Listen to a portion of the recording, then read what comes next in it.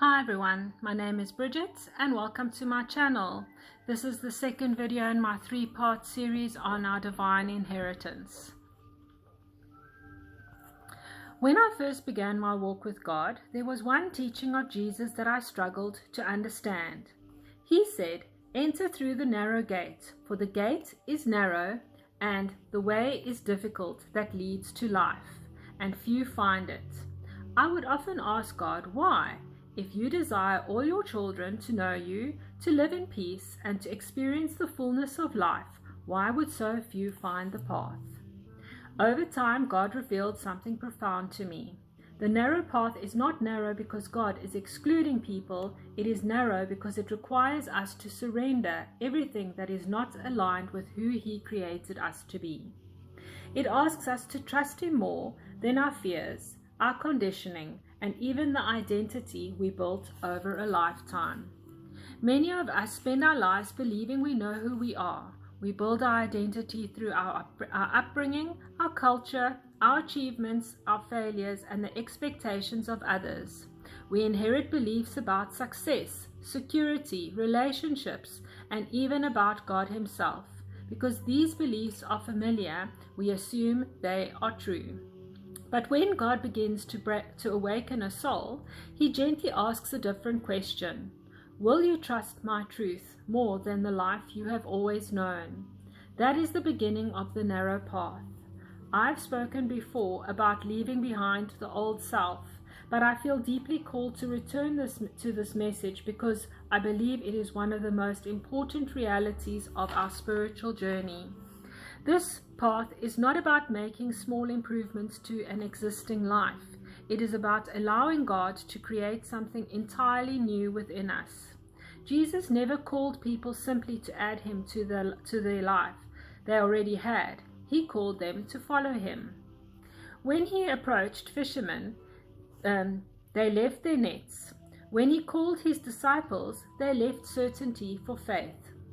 Time and again, Jesus showed that following God often requires releasing what feels familiar in order to receive what is eternal. This does not mean we reject people or stop loving them. Quite the opposite. We are called to love more deeply than ever before. But sometimes God changes the role of that certain relationships, environments, or ambitions have in our lives because He is leading us into His purpose. For some, this may mean leaving unhealthy friendships. For others, it may mean changing careers and walking away from identities built solely on achievement or status. For many, it means letting go of old beliefs about who they are and embracing the person God says they are. The narrow path touches every corner of our lives. It transforms the way we think, the way we speak, the way we earn a living, the way we treat others, the way we respond to disappointment, the way we define success, even the way we see ourselves. Nothing remains untouched because God is not simply renovating our lives, He is restoring His original design for humanity. On my journey, I have come to understand that much of what we call normal is not what God intended. We have created systems based on fear, competition, comparison, and separation. We have learned to depend on external security while forgetting our dependence on God. Yet from the very beginning, God's desire was relationship. His desire was that humanity would trust Him and live from His abundance rather from fear and scarcity. To enter into that reality, something within us must die. Our pride must die, our need for approval must die, and our fear of rejection must die. Our attachment to control must die, and this is why the narrow path can feel lonely at times.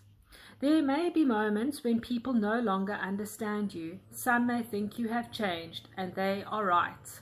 Others may misunderstand your choices because they are viewing them through the lens of the old life, while God is leading you into the new. But this is not a call to isolation or superiority. It is a call to surrender. And surrender is one of the greatest acts of faith. Because when we surrender, we are saying, God, I trust what you have prepared for me more than what I can create for myself. As I share in my previous message, I believe every human being has a divine inheritance given by God.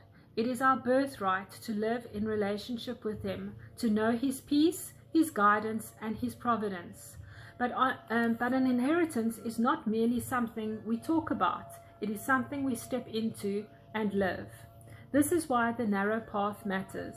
It is the path that strips away everything that prevents us from living as the sons and daughters of who God created us to be.